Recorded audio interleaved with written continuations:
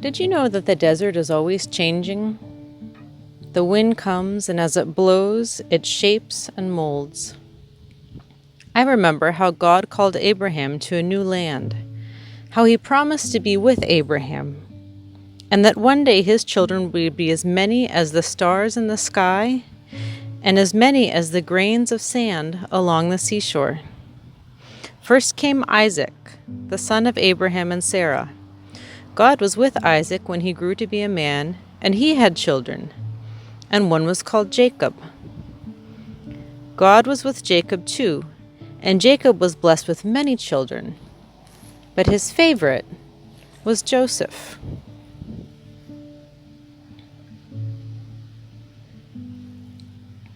Joseph was a dreamer. One day he dreamed that the sun and the moon and stars were bowing down to him.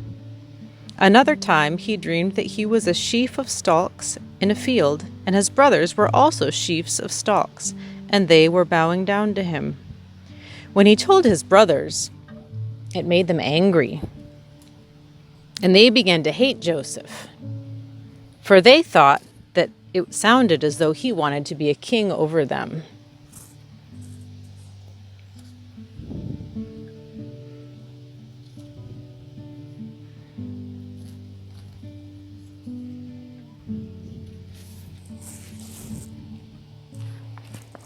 And it made them even angrier when their father gave Joseph a beautiful coat of many colors.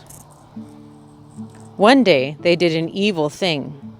They took Joseph, took away his coat, and threw him into a deep pit.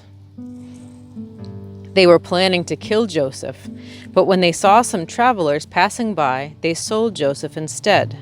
Joseph was taken far away to the land of Egypt and sold as a slave, but God was with Joseph even there.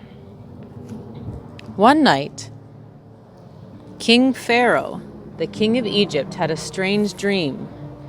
He dreamed he was standing by a river and saw 7 beautiful fat cows feeding among the grasses. Then 7 ugly and thin cows came up and ate the fat cows.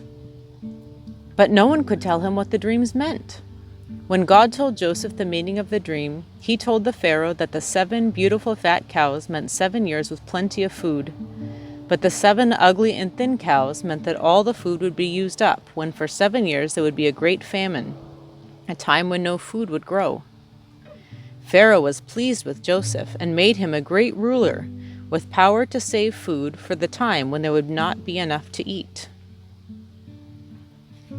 I wonder how Joseph felt when his brothers threw him into the pit.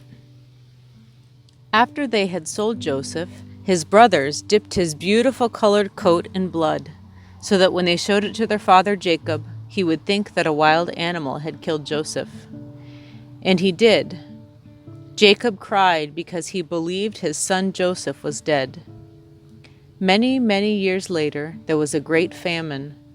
The rain stopped, the crops did not grow, and there was not enough food to eat. Jacob, Joseph's father, heard that there was food in Egypt, so he sent some of his sons across the desert to Egypt to buy food.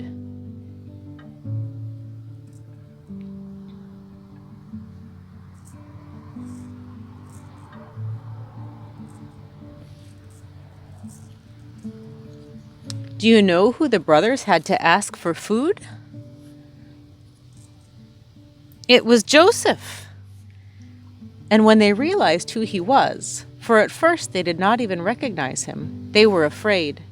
The brother they had tried to kill and then sold into slavery was now a great ruler in Egypt. What would Joseph do to them? But they had nothing to fear, for Joseph had forgiven them. Joseph said, "You meant to hurt me, but God has turned it to good, so that many people could be saved." Then Joseph sent for his father, his brothers, and their families to come live in the land of Egypt. Joseph and his father and his brothers died.